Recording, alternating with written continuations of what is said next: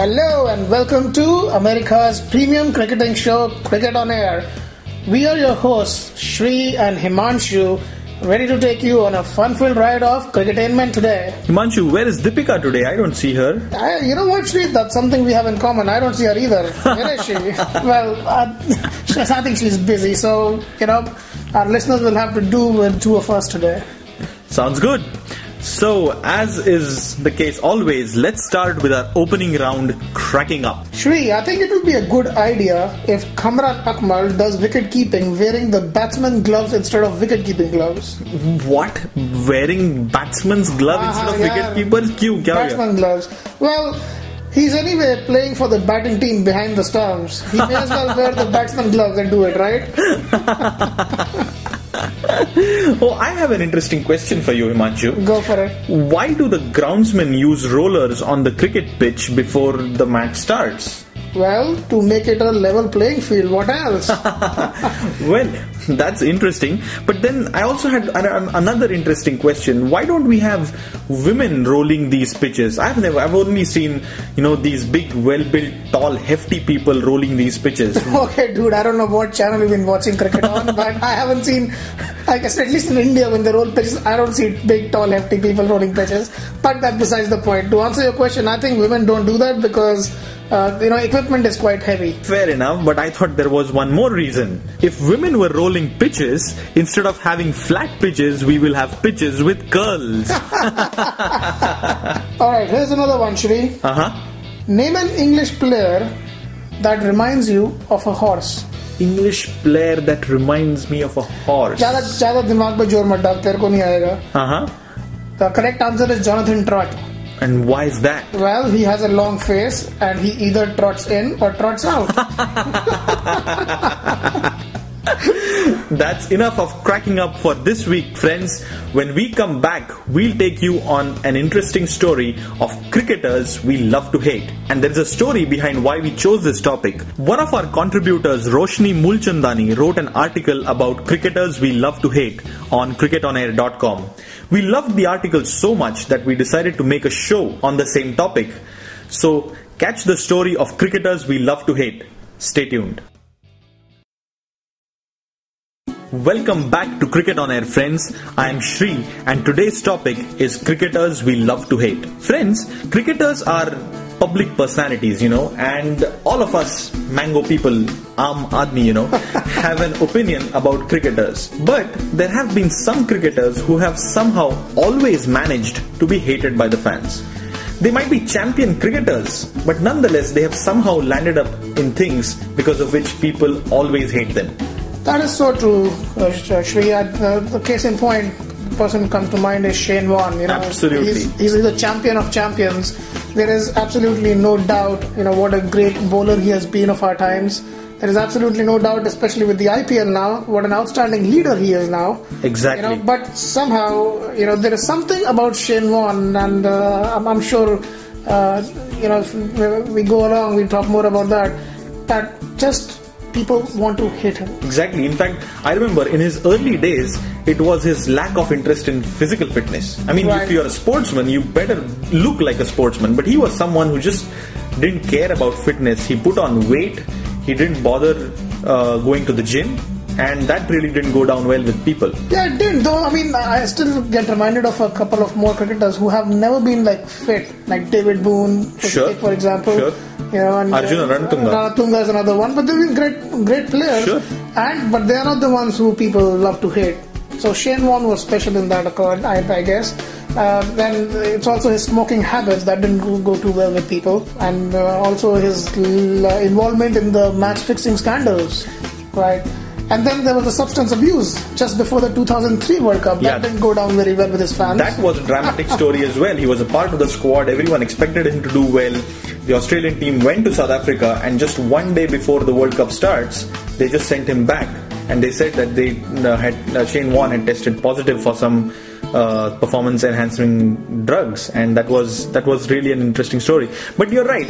I can see the fact that all throughout his career, right from the start, he's always been involved in some kind of controversy, and as a result of that, people's perception about him has been that of the bad boy of Australian cricket. And on this bad boy note, guys, we are going to take a break, and we'll be back soon after this break. Welcome back, friends, to your favorite cricket show, Cricket on Air. This is your host Himanshu, ready to take you on our player number 2 in our story of cricketers we love to hate. Player number 2 is our very own Harbhajan Singh, aka Bhaji. Again, one of the best spinners to have played the game, a very feisty character. Bhaji would never shy away from a contest. It could be a cricketing contest or even an argument or a heated debate. For further reference, you can check with Srishant.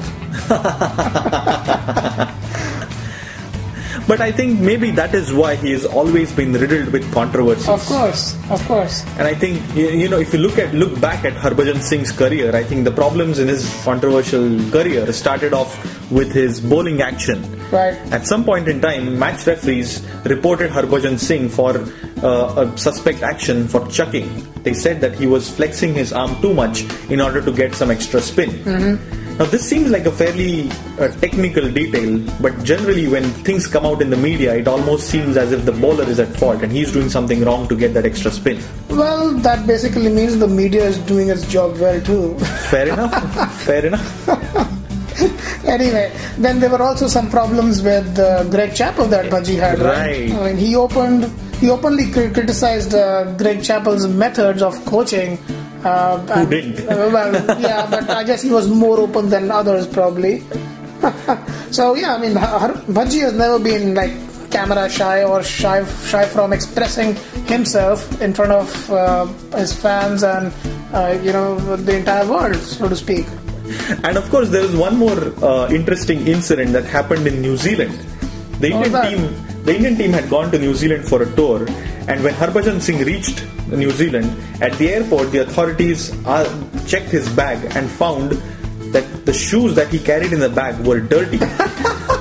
What, was he like running on the plane or something?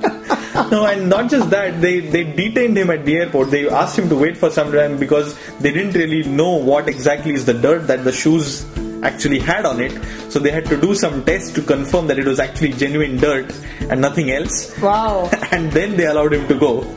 Well then, and let's not forget our good old monkey gate incident with Andrew Simons. Exactly. Right? I mean, I think that was the mother of all controversies that Bhaji has been a part of. Absolutely. In fact, there were so many different sides to it.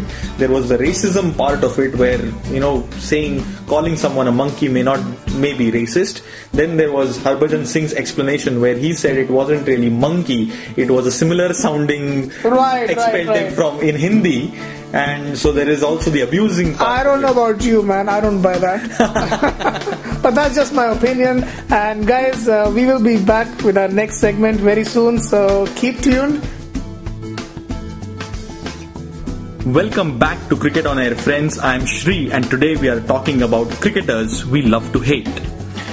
Friends, we spoke about Bhaji being a very fierce competitor and a match winner. The other person that comes to mind with similar characteristics is Shoaib Akhtar. An absolute legend he could have been, but somehow he didn't really fulfill his potential. He was always in the news for the wrong reasons. Agreed, Shri, and actually I agree and I disagree. I agree with your point of him being him not really fulfilling his true potential, but I disagree on the point that he is not a legend. He is definitely a legend in my eyes. I mean, the definition of a legend in my eyes is somebody who really excites you when he's there on the field. And yeah, but I think his problem was he wasn't there enough. Well, he's not enough, but whenever he was there, he would have a solid backing of his fans, and there would be a lot of passion on the field at that time. Sure. Right? But you're right, that he did not live up to his full potential. I mean, I was very disappointed not seeing him play the final few matches in this World Cup. Exactly. As part of the Pakistan unit, even though he was sitting on the sidelines. Exactly. Right? Problems in his life also started off with the doubts raised over his action. People said that, in order to get this extra pace, there was this flexing of his arm, because of which he got that extra pace. And he denied it, and there were tests that happened, and there were bowling action corrections that happened, but somehow he didn't take it too well, and neither did the media. Then there is also the performance enhancement drug incidents of Mr. Akhtar. Exactly, right? exactly. I mean, who can forget that? I mean, honestly, he's very well built now. Seriously, but looking at the effort that he really puts in when he is bowling, it seems that he might be needing performance enhancing drugs. Of course, yes. I mean, in fact, I can imagine the batsmen facing him probably need performance enhancing drugs as well. But anyway, then there are also his internal fights. Exactly. There are some of his very infamous ones. Exactly. The 2007 one, I believe, where he actually hit his fellow fast bowler Mohammad Asif with a bat. And that was in the dressing room or something, right? Exactly. It was, I think, or in the nets. How crazy is that? I mean, you're playing as part of the same team. You are representing your country, and then you are such a loose cannon that you actually go after your own fellow paceman with a bat. Wow. I can so imagine if Deepika were here, she would have said, "Tune meri bat se kyun khela? Thard." Or something to that effect. And with that failed attempt of Shree's of impersonating Deepika, we will call off this segment right now. We will be back soon. Stay tuned, guys. Welcome back, friends, to America's premium cricket show, Cricket on Air. We are your hosts, Shri and Himanshu, today, taking you through the cricketing story of cricketers we love to hate. Our next cricketer on this list, on this esteemed list of Cricket on Air, is our very own UV Puttar, or Yuvraj Singh. After some initial success, problems started off with him when people questioned his attitude. Yeah, he started off with a big bang when he played exceedingly well against Australia. He helped India win the NatWest Trophy in England. But after that, I think these problems really started. Yeah, but I mean, that was a young UV. Exactly. Actually, and I think what happened was that, some say that success got to his head. He turned to be quite arrogant after his initial success. And there were also, questions about his fitness. People were talking that he's lazy and he doesn't practice enough. And, on the cameras also, I'll be honest, the cameras did catch a bit of his belly, once or twice. I mean, his fitness was such an issue very recently, not like just before the World Cup probably, that he was actually dropped from the one-day squad for about 6 months. Absolutely. Right, and the selectors were not very mum about it. They were quite vocal about it. That that's probably why they have dropped him. And I think UV heard the message loud and clear, because he returned back to the bank. This particular World Cup just went by is a testament to that. But he has had his issues, and there have been reasons why people have loved to hate him. The other big reason why people have loved to hate him are his off-the-field interaction with the ladies. Right, of course. I just call people jealous, honestly. Yeah, it could be Bollywood actresses, it could be fashion models, it could be anyone, any celebrities that you name in India who have been linked with Yuvraj for a long, long time. Seriously, man, I so am missing Deepika, because she would have taken this topic to a new level at this time. Absolutely. Well, and let's not forget, there was another interesting incident that happened in Sri Lanka not too long ago. Yuvraj Singh was a part of this test match, but he wasn't really in the playing 11. India were fielding, and Yuvraj Singh was sitting in the dressing room. One of the fielders required some water, so he asked Yuvraj to bring him some water, and Yuvraj took it. When Yuvraj came back to the dressing room, people in the stands started calling him a water boy. I remember that, and I also remember what happened after that. An angry Yuvraj got into a verbal duel with the member of the crowd. Exactly. And even the security was called, and it was a hilarious incident. Seriously. Alright, on that hilarious note, let's take a break. When we come back, we'll take a look at another cricketer among the cricketers we love to hate. Stay tuned. Welcome back, friends, to your favorite cricket show, Cricket on Air, where this is Himanshu taking you through a fun-filled ride of another cricket story called cricketers we love to hate. Guys, we have talked about cricketers being hated during their playing days. But have you imagined that there have been so many cricketers who have turned from cricketers to being coaches? And they've been hated once they became a coach. Well, they were probably hated before also, but the hatred just grew, I guess. The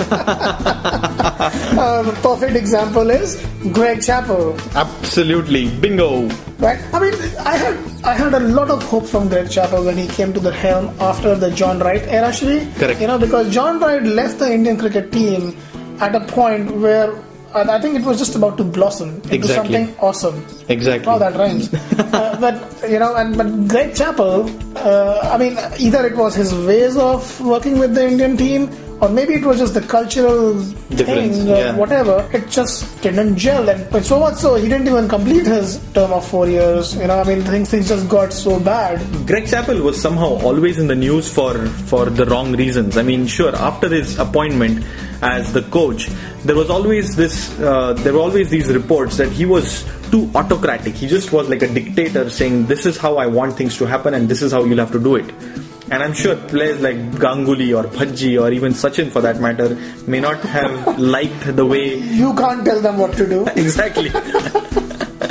And then on top of that, Greg Chappell criticized Ganguly publicly. Right, that was a bad move. That really was a bad move. Right. I mean, he also wrote a letter to BCCI. He elaborated in the letter saying that Ganguly didn't practice too well. He apparently had a grudge against Lakshman. I mean... you don't say these things in an email which could have been made public. That's ridiculous. Some things are best left inside the dressing room. Exactly. Right? And this certainly was one of those things. And I remember that Ganguly Chappell saga. It left a bad taste in everybody's mouth who was involved, and even whoever heard of it, including mine. Absolutely. Well, common sense prevailed. The BCCI asked Greg Chappell to leave, and in came Gary Kirsten, who has done wonders with the Indian team. Right. On that positive note, let's take a quick break. When we come back, we'll look at some more stories about cricketers we love to hate. Stay tuned. Welcome back to Cricket on Air, friends. I'm Shri, and today we are talking about cricketers we love to hate. Friends, we've talked about 4 cricketers so far, but I'm sure there are many other cricketers whom almost everyone loves to hate. They're always in the news for the wrong reasons. The very first that comes to my mind, Shri, is Shrishant. Exactly. Shri, एक चीज बता, Shrishant किस बात के लिए इतना attitude है उसको? I still haven't figured that guy out, honestly. He has all this antics, and I understand, everybody's an individual. Sure. They can do whatever they please. But you have to be competent to sledge, I think. Exactly. I can understand Glenn McGrath sledging. I can understand Shane Warne sledging because they have some achievements to back them up. Correct. What achievement does Srishant really have to be in the face of batsmen of the caliber of Jack Callis or people like these? He doesn't. Exactly, and in spite of all that being in your face, he gets thrashed around, and he really is in the news for the wrong reasons. Let's talk about an overachiever, Ricky Ponting this time. Precisely. Right? Ricky Ponting is like a world-class player. He'll probably go down history as one of the top 5 batsmen the world has ever seen. But he also has always been in the news for some really bad reasons. It could be about sledging. It could be about getting into arguments with the umpires. But I really wonder why he has to do all of that. But he's just someone that he's been in the news for all such type of things, and people hate him for that. Right, and I think it's natural to come to Shahid Afridi after that. Totally. So Shahid Afridi, right? He's always in the news for these weird things. Again, the dude has potential. There is no doubt about it. But he is so he's so embroiled in controversies from time to time. That infamous ball eating incident. What is that? Really? You're a goddamn captain, man. The whole of the entire country is looking up to you, and you get caught on camera eating a damn ball. You suddenly become from a respected player who's representing your country to the joke of the town. Absolutely. Why do you want to do that? Well, on that buggy note, let's take a quick break. When we come back, we'll wrap up today's show. Stay tuned. Welcome back to Cricket on Air, friends. Today we are talking about cricketers we love to hate. You know, guys, sometimes, the cricketers that we tend to hate may be really nice people. They may be genuine. But it is just that the media always talks about the bad things that they get into, the controversies they get into. And as cricket-loving fans, we only read things that come up in the media and form our opinion based on that. I mean, I'm sure I saw an interview of Andrew Simons, and he seemed like such a nice guy. But it's just that if you only hear about controversies that he gets into, you're going to think that he's not really worth liking. So I think we also have to do some kind of homework ourselves before we hate cricketers. Yeah, agreed, Sri. And you know what? Whatever said and done, as long as cricketers exist, controversies will exist. Sure. In fact, I would even go as far as saying, as long as media exists, controversies will exist. Because really, the one sect which benefits most from controversies is actually the media. Correct. That's right. So and hey, who doesn't love drama, right? That the media creates. So as I said, as long as cricketers exist, so will the controversies, and so will we continue to hate the cricketers that we love. Sure. So yeah, I agree that there's no point really worrying about cricketers we really love to hate. Exactly. And with that sentiment, let's wrap it up for today. Once again, friends, please connect with us on our Facebook page, facebook.com/cricketonair. We share our episodes, some interesting videos, news, trivia, and some really exciting cricketing action on our Facebook page, facebook.com/cricketonair. We will be back with another exciting episode of Cricket on Air. Same time next week, right here on Cricket on Air. Until then, this is Shri and Himanshu signing off.